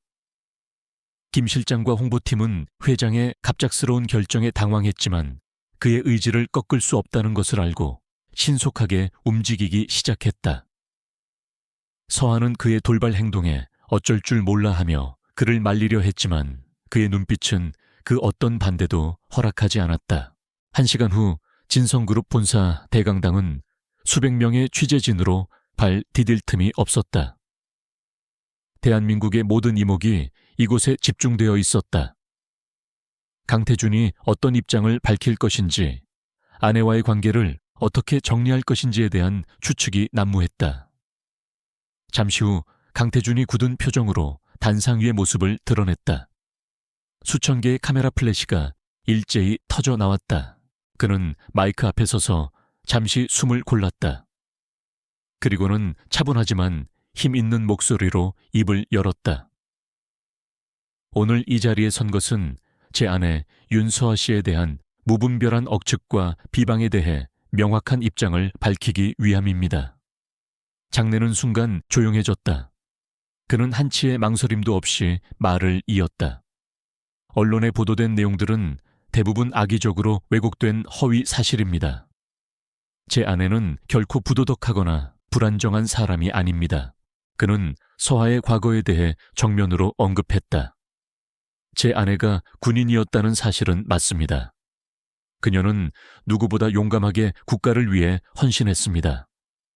그녀가 군복을 벗어야만 했던 이유는 부조리한 명령에 불복하고 동료의 생명을 구했기 때문입니다. 그녀는 불명예를 감수하고 사람을 살리는 길을 택한 영웅이지 결코 비난받을 사람이 아닙니다. 그의 목소리에는 아내에 대한 무한한 자부심과 존경이 담겨 있었다. 장내에 있던 기자들은 술렁이기 시작했다. 이것은 그들이 예상했던 해명과는 전혀 다른 차원의 것이었다. 강태준은 여기서 멈추지 않았다. 그는 감정을 거의 드러내지 않던 평소와 달리 자신의 사적인 감정까지 솔직하게 드러냈다. 저는 그런 제 아내를 사랑하고 존경합니다. 그녀는 제 아이들에게는 더없이 따뜻한 보호자이며 저에게는 세상에서 가장 든든한 동반자입니다. 그는 단상 위에서 모든 카메라를 똑바로 응시하며 선언했다. 따라서 저는 제 아내의 명예를 훼손하는 그 어떤 시도도 용납하지 않을 것입니다. 지금 이 순간부터 제 아내에 대한 모든 허위, 사실, 유포와 명예훼손에 대해 진성그룹의 모든 법적 수단을 동원하여 강력하게 대응할 것임을 분명히 밝힙니다. 그리고 이 모든 비열한 공격의 배후에 누가 있는지도 반드시 찾아내어 대가를 치르게 할 것입니다. 그의 선언은 마치 폭탄과도 같았다. 그는 이 스캔들을 단순한 가십이 아닌 자신과 자신의 가족을 향한 명백한 공격으로 규정하고 전면전을 선포한 것이다. 기자회견은 그것으로 끝났다. 강태준은 더 이상의 질문을 받지 않고 단호하게 퇴장했다. 하지만 그가 남긴 파장은 엄청났다. 그는 이 사건을 통해 윤서하와의 관계가 단순한 계약이 아닌 사랑과 신뢰로 맺어진 진짜 부부 관계임을 온 세상에 각인시켰다. 같은 시각 저택의 거실에서 서하는 대형 스크린을 통해 그의 기자회견을 모두 지켜보고 있었다. 그녀는 그 자리에 못 박힌 듯 미동도 없이 서 있었다. 강태준이 자신을 영웅이라 칭했을 때, 그리고 사랑하고 존경한다고 말했을 때, 그녀의 가슴 속에서는 무언가 뜨거운 것이 울컥 치밀어 올랐다. 그녀의 눈가에 자신도 모르게 눈물이 맺혔다. 2년 전 모든 것을 잃었던 그날 이후 처음으로 흘리는 눈물이었다. 그는 그녀를 지켜주었다. 그녀가 스스로를 포기하려 했을 때 그는 온 세상을 상대로 그녀의 편에 서서 싸워주었다. 그는 그들의 거짓 결혼을 세상에서 가장 견고한 진실의 성벽으로 만들어버렸다. 그녀는 깨달았다. 이제 그녀는 더 이상 혼자가 아니라는 것을, 그리고 이 싸움에서 절대로 물러서서는 안 된다는 것을. 그녀의 눈빛이 눈물 속에서 더욱 단단하게 빛나기 시작했다. 강태준의 기자회견은 세상을 뒤흔들었지만 동시에 어둠 속에 숨어있던 뱀을 제대로 자극하는 결과를 낳았다. 윤수아와 강태준의 공조 수사 끝에 그들은 마침내 최만식 회장의 비자금 내역과 살인교사 증거가 담긴 결정적인 데이터를 손에 넣었다. 모든 것을 잃게 될 위기에 처한 최만식은 이성을 잃고 마지막 발악을 준비했다. 그는 모든 것을 걸고 강태준의 성체를 무너뜨리기로 결심했다. 그날 밤 서울에는 마치 종말을 예고하듯 거센 폭풍우가 몰아쳤다. 굵은 빗줄기가 저택의 방탄 유리를 세차게 두드렸고 하늘은 번개의 섬광으로 갈라졌다가는 칠흑 같은 어둠에 잠기기를 반복했다. 저택 내부는 외부의 혼란과는 달리 평온해 보였지만 그 평온은 물밑의 격렬한 움직임으로 유지되고 있었다. 윤서아는 이미 적의 마지막 공격이 임박했음을 직감하고 모든 방어 시스템을 최고 등급으로 격상시킨 상태였다. 그녀는 보안 통제실에서 수십 개의 모니터를 응시하고 있었다. 그녀의 눈은 한치의 흐트러짐도 없이 모든 경계구역의 미세한 변화까지 쫓고 있었다. 강태준은 그녀의 곁을 지키고 있었다. 그는 더 이상 불안해하거나 초조해하지 않았다. 그의 눈에는 오직 윤수아를 향한 절대적인 신뢰만이 담겨 있었다. 아이들은 가장 안전한 지하 벙커로 이미 대피시킨 후였다. 이곳은 이제 둘만의 전쟁터였다. 자정을 막 넘긴 시각 마침내 적의 움직임이 시작되었다. 모니터 몇 개가 동시에 지지직거리며 신호가 끊겼다. 외부 통신망과 GPS 시스템이 강력한 전파 교란으로 마비되었다. 동시에 저택의 주전력 공급이 차단되며 비상전력 시스템이 가동되기 시작했다. 어둠과 혼란을 틈타 저택의 높은 담장 너머로 검은 그림자들이 소리 없이 침투했다. 그들은 평범한 깡패들이 아니었다. 잘 훈련된 해외 용병들이었다. 예상했던 대로군. 서하의 목소리는 얼음처럼 차가웠다. 그녀는 당황하지 않고 즉시 내부 통신망을 통해 박 팀장과 경호팀에게 명령을 하달했다. 플랜 B 가동. A구역은 포기하고 C구역까지 후퇴해서 방어선 구축. 적들을 중앙 정원으로 유인한다. 그녀의 전략은 단순 방어가 아니었다. 일부러 약점을 노출시켜 적을 자신이 원하는 전장으로 끌어들이는 함정이었다. 용병들은 예상보다 쉽게 1차 방어선을 뚫고 저택 내부로 진입하자 득의양양해졌다. 그들은 여러 팀으로 나뉘어 저택의 심장부, 즉 강태준의 서재와 아이들의 방을 향해 신속하게 움직였다. 하지만 그들이 발을 들인 곳은 서하가 미리 설계해둔 거대한 거미줄이었다. 복도는 순식간에 강화 셔터로 차단되었고 천장에서는 최루가스가 살포되었다. 용병들은 혼란에 빠졌고 그 틈을 타 매복해 있던 경호팀이 그들을 덮쳤다. 저택 곳곳에서 격렬한 총격전과 백병전이 벌어졌다. 비명과 총성이 폭풍우 소리와 뒤섞여 지옥도를 연출했다. 서하는 통제실에서 전체적인 전황을 지휘하며 가장 취약한 지점으로 직접 이동해 전투를 지원했다. 그녀의 움직임은 유령과도 같았다. 어둠 속에서 나타나 적의 심장을 꿰뚫고는 연기처럼 사라졌다. 그녀의 손에 들린 단검과 권총은 마치 그녀의 신체 일부처럼 움직였다. 한편 용병들을 이끌고 직접 침투한 최진혁은 별동대를 이끌고 다른 루트를 통해 목표 지점인 지하 벙커로 향하고 있었다. 그의 목표는 아이들을 다시 납치하고 결정적인 증거가 담긴 서버를 파괴하는 것이었다. 그는 서하와 주력 경호팀이 다른 곳에서 교전하는 사이 허를 찌르는데 성공했다고 확신했다. 그는 마침내 벙커의 육중한 철문 앞에 도달했다. 하지만 그가 철문을 폭파하고 안으로 들어섰을 때 그를 기다리고 있던 것은 겁에 질린 아이들이 아니라 어둠 속에 조용히 서 있는 강태준과 그를 지키는 소수의 경호원들이었다. 내 놈이 올 줄 알았다. 강태준의 목소리는 분노로 차갑게 울렸다. 이것 또한 서하의 계획 일부였다. 그녀는 적의 최종 목표가 벙커라는 것을 예측하고 강태준을 미끼로 또 하나의 함정을 파놓았던 것이다. 최진혁은 당황했지만 이내 이성을 잃고 달려들었다. 강태준 내놈과 내놈의 자식들, 그리고 그 미친 여자까지 전부 끝장내 주겠다. 그의 광기 어린 외침과 함께 그의 부하들이 경호원들을 향해 총을 발사했다. 벙커 내부는 순식간에 아수라장으로 변했다. 강태준은 비록 전투원은 아니었지만 필사적으로 아이들을 대신해 마련된 안전 공간을 지키며 버텼다. 바로 그때 벙커의 다른 쪽 문이 열리며 서하가 폭풍처럼 나타났다. 그녀는 주력 부대를 정리하고 곧장 이곳으로 달려온 것이었다. 그녀의 등장은 전세에 결정적인 영향을 미쳤다.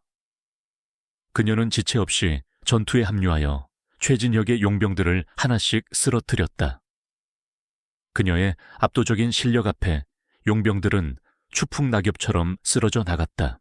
이제 벙커 안에는 서하와 최진혁 단둘만이 서 있었다. 최진혁의 눈은 증오와 패배감으로 붉게 충혈되어 있었다. 내년만 없었어도 모든 게 내 계획대로 됐어. 그는 마지막 남은 이성을 놓고 서에게 달려들었다. 두 사람의 마지막 싸움이 시작되었다. 그것은 단순한 싸움이 아니었다. 모든 것을 지키려는 자와 모든 것을 파괴하려는 자의 처절한 격돌이었다. 최진혁은 짐승처럼 거칠게 공격했지만 그의 모든 움직임은 서하의 예측 범위 안에 있었다. 서하는 그의 공격을 최소한의 움직임으로 피하며 그의 힘을 역이용했다. 그녀의 동작은 화려하지 않았지만 한 동작 한 동작이 치명적인 효율성을 담고 있었다. 마침내 그녀는 최진혁의 빈틈을 포착하고 그의 팔을 꺾어 제압한 뒤 목에 단검을 겨누었다. 모든 것이 끝나는 순간이었다. 끝났다, 최진혁. 서하의 목소리는 폭풍우가 멎은 새벽의 고요함처럼 차가웠다. 최진혁은 무릎을 꿇은 채 거친 숨을 몰아쉬며 그녀를 노려보았다. 그의 눈에는 여전히 패배를 인정하지 못하는 도끼가 서려 있었다. 바로 그 순간 저택 외부에서 요란한 경찰 사이렌 소리가 울려 퍼지기 시작했다. 강태준이 미리 약속된 신호를 보낸 것이었다. 길고 길었던 폭풍의 밤이 끝나고 있었다. 저택 내외부의 용병들은 모두 제압되거나 도주했고 주모자인 최진혁은 현장에서 체포되었다. 밖에서는 어느새 거센 비바람이 잦아들고 동쪽 하늘이 희미하게 밝아오고 있었다. 전쟁 같았던 밤이 지나고 마침내 평화로운 새벽이 찾아오고 있었다. 서하는 전투의 긴장이 풀리자 그 자리에 주저앉았다.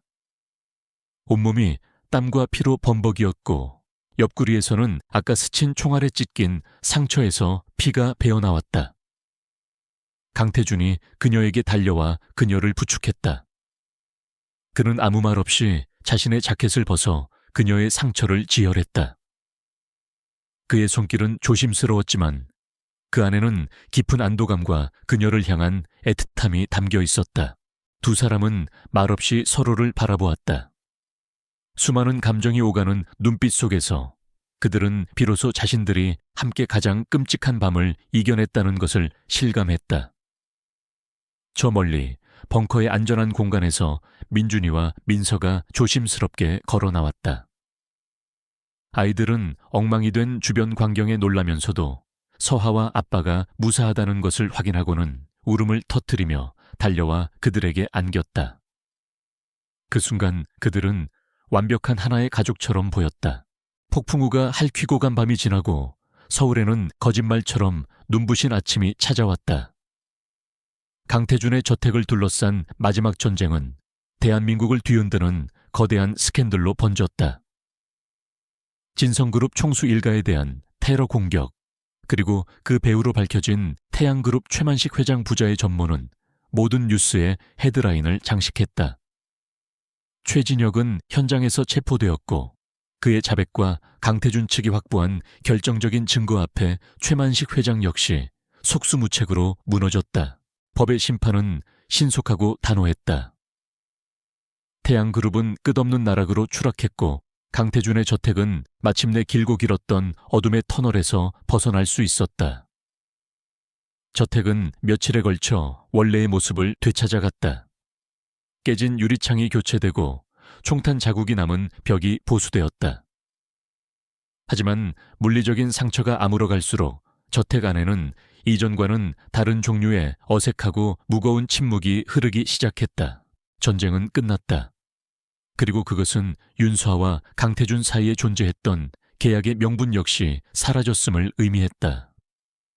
서하는 더 이상 아이들의 경호원이자 계약상의 아내로 이곳에 머물 이유가 없었다. 그녀의 임무는 완벽하게 끝이 났다. 강태준은 약속대로 그녀의 잃어버린 명예를 되찾아 주었다. 국방부는 재심을 통해 그녀의 불명예 전역을 취소하고 오히려 그녀의 숨겨진 공로를 인정해 훈장까지 수여했다. 모든 조건이 충족되었다. 서하는 자신의 방에서 갓 배달된 군복과 훈장을 말없이 내려다보았다. 2년 동안 꿈에도 그리던 명예회복이었다. 하지만 그녀의 마음은 기쁨 대신 알 수 없는 공허함으로 가득 찼다. 그녀는 창밖을 내다보았다.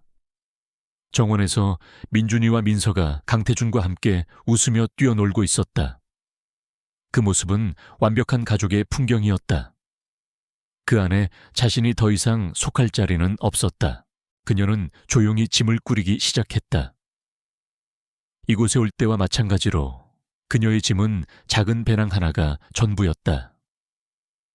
지난 몇 달간의 격렬했던 시간들이 마치 꿈처럼 느껴졌다. 그녀는 이곳에서의 삶에 너무 깊이 스며들어 버렸다. 아이들의 웃음소리, 자신을 바라보던 강태준의 믿음직한 눈빛, 그 모든 것을 두고 떠나야 한다는 사실이 마치 심장을 도려내는 것처럼 아팠다. 하지만 그녀는 군인이었다. 임무가 끝나면 미련 없이 떠나야 했다. 강태준 역시 그 불안한 변화를 감지하고 있었다. 그는 서하가 곧 떠날 것이라는 사실을 애써 외면하려 했다. 그녀가 없는 저택은 상상할 수조차 없었다. 텅 빈 껍데기에 불과했던 이 거대한 집은 그녀가 온 이후로 비로소 온기가 도는 가정이 되었다. 아이들은 이제 서하 없이는 잠들지 못했고 그 자신 역시 그녀가 없는 밤의 서재를 상상할 수 없었다. 계약은 끝났지만 그의 마음은 이제 막 시작되고 있었다. 그는 어떻게든 그녀를 붙잡고 싶었다. 하지만 무슨 말을 해야 할지 알 수 없었다. 계약서에 명시된 보상금이나 새로운 집을 제안하는 것은 그녀를 모욕하는 행위일 뿐이었다. 그는 그녀에게 돈이 아닌 다른 것을 주어야만 했다. 바로 자신의 진심. 하지만 평생을 감정을 억제하고 살아온 그에게 사랑을 고백하는 것은 세상에서 가장 어려운 일처럼 느껴졌다. 그러던 어느 날 저녁 운명의 장난처럼 기회가 찾아왔다.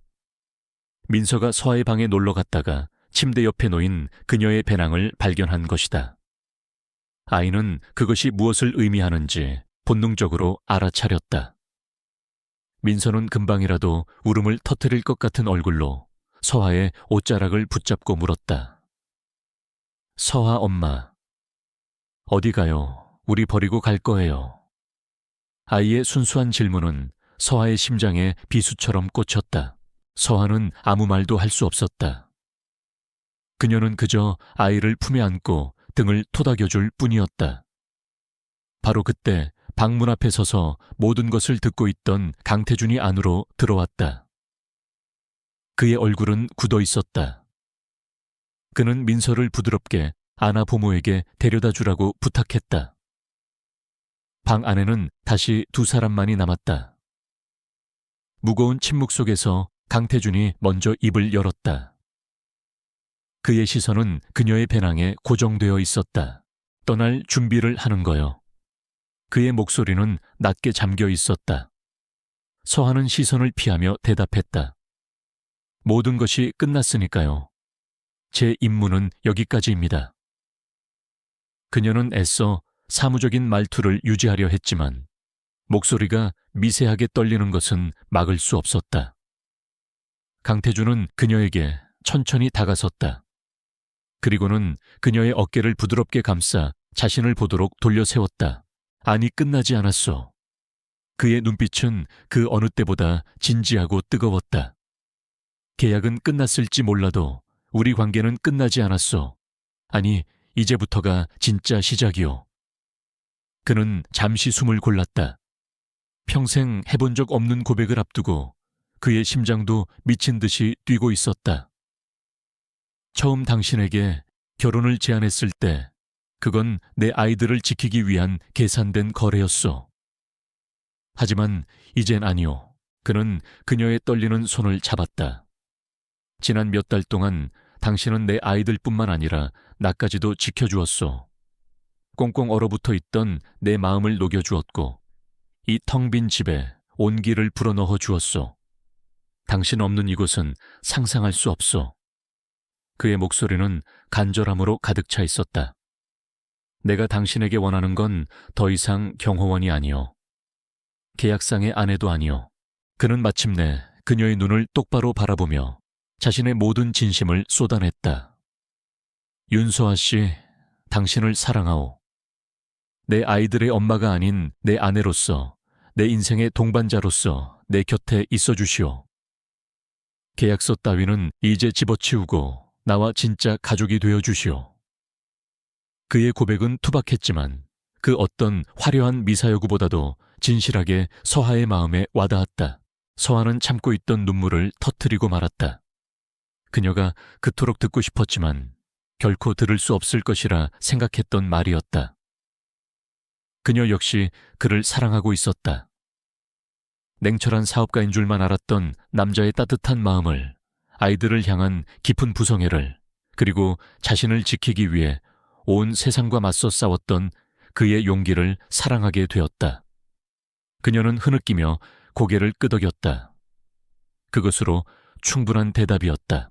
강태준은 그녀를 자신의 품에 가득 안았다. 길고 길었던 폭풍이 완전히 멎고 두 사람의 마음속에도 마침내 찬란한 아침이 밝아오고 있었다. 계약이라는 이름의 족쇄는 풀렸지만 이제 그들은 사랑이라는 이름에 훨씬 더 강하고 아름다운 끈으로 영원히 묶이게 되었다. 서로의 심장 박동을 느끼며 그들은 오랫동안 서로를 놓지 않았다. 이것은 끝이 아닌 새로운 시작이었다. 그 격렬했던 밤이 지나고 6달이라는 시간이 흘렀다. 계절은 2번 바뀌었고 강태준의 저택 정원에는 따스한 봄 햇살이 가득했다. 세상은 빠르게 안정을 되찾았다. 태양그룹은 몰락했고 최만식 부자는 법의 엄중한 심판을 받아 역사의 뒤양일로 사라졌다. 사람들의 기억 속에서 그 끔찍했던 사건도 점차 잊혀갔다. 하지만 강태준의 가족에게 지난 6달은 잊히는 시간이 아니라 새로운 행복이 단단하게 뿌리내리는 시간이었다. 주말 아침 정원은 아이들의 즐거운 웃음소리로 가득했다. 민준이와 민서는 아빠 강태준과 함께 공을 차며 놀고 있었다. 아이들의 얼굴에서는 더 이상 과거의 그늘을 찾아볼 수 없었다. 환하게 웃는 얼굴과 힘찬 발걸음은 상처가 완전히 아물었음을 보여주었다. 그리고 그 모습을 정원 한쪽의 벤치에 앉아 따뜻한 미소로 지켜보는 윤서아가 있었다. 그녀는 더 이상 날카로운 경계심으로 가득 찬 전사가 아니었다. 그녀의 눈빛은 부드러웠고 표정은 평온했다. 그녀는 이제 아이들의 가장 친한 친구이자 가장 든든한 엄마였다. 아이들이 넘어지면 달려가 무릎을 털어주었고 아이들이 새로운 것을 발견하면 함께 기뻐해 주었다. 그녀의 존재는 이 집에 없어서는 안 될 공기이자 햇살 같은 것이 되었다. 강태준 역시 완전히 다른 사람이 되어 있었다. 일에만 파묻혀 살던 냉정한 CEO의 모습은 온데간데 없었다. 그는 이제 주말이면 아이들과 함께 시간을 보내기 위해 모든 약속을 취소했고 서하와 단둘이 차를 마시는 시간을 하루 중 가장 소중하게 생각했다. 그는 사랑하는 법을 그리고 행복을 누리는 법을 서하를 통해 배우고 있었다. 잠시 후 공놀이에 지친 아이들이 서에게 달려와 그녀의 양옆에 자리를 잡고 앉았다. 민준이는 학교에서 있었던 일을 자랑스럽게 늘어놓았고 민서는 자신이 그린 그림을 서하의 무릎 위에 펼쳐 보였다. 그림 속에는 네 사람이 손을 잡고 무지개 아래 서 있었다. 서하는 아이들을 꼭 껴안으며 머리를 쓰다듬어 주었다. 그 모습을 보던 강태준의 가슴속에 따뜻한 감정이 파도처럼 밀려왔다. 그는 자신이 오랫동안 마음속에 품어왔던 계획을 실행할 때가 바로 지금이라는 것을 깨달았다. 그는 아이들에게 잠시 집 안에서 놀고 있으라고 말한 뒤 서하의 곁으로 다가와 앉았다. 그는 부드럽게 그녀의 손을 잡았다. 서하는 그의 갑작스러운 진지한 표정에 고개를 갸웃거렸다. 무슨 할 말이라도 있어요. 그녀의 목소리는 봄바람처럼 부드러웠다. 강태준은 그녀의 손을 잡은 채 자리에서 일어나 그녀를 이끌었다. 그가 향한 곳은 정원에서 가장 아름다운 장미 넝쿨 아래였다. 그는 잠시 망설이는 듯 깊은 숨을 내쉬었다. 그리고는 아주 천천히 하지만 한치의 망설임도 없이 그녀의 앞에 한쪽 무릎을 꿇었다. 서하는 그의 돌발 행동에 너무 놀라 아무 말도 하지 못하고 눈만 동그랗게 떴다. 이것은 1년 전 그녀의 낡은 옥탑방에서 있었던 첫 번째 제안과는 완전히 다른 장면이었다. 그때의 그는 오만한 고용주였고 그의 제안은 차가운 거래였다. 하지만 지금 그녀 앞에 무릎 꿇은 남자는 세상을 다 가진 권력자가 아닌 오직 한 여자에게 자신의 모든 것을 바치려는 사랑에 빠진 남자였다. 그의 눈빛은 진심과 애정으로 가득 차 있었다. 그는 품속에서 작은 벨벳 상자를 꺼내 열었다. 그 안에는 눈부신 다이아몬드 반지가 따스한 햇살을 받아 영롱하게 빛나고 있었다. 윤서아 씨. 그가 마침내 입을 열었다. 그의 목소리는 미세하게 떨리고 있었지만 그 어떤 연설을 할 때보다도 진실하게 울렸다. 우리의 시작은 거짓이었습니다. 나는 당신의 능력이 필요했고 당신은 내 도움이 필요했죠. 우리는 서로의 필요를 채우기 위한 계약으로 묶여 있었습니다.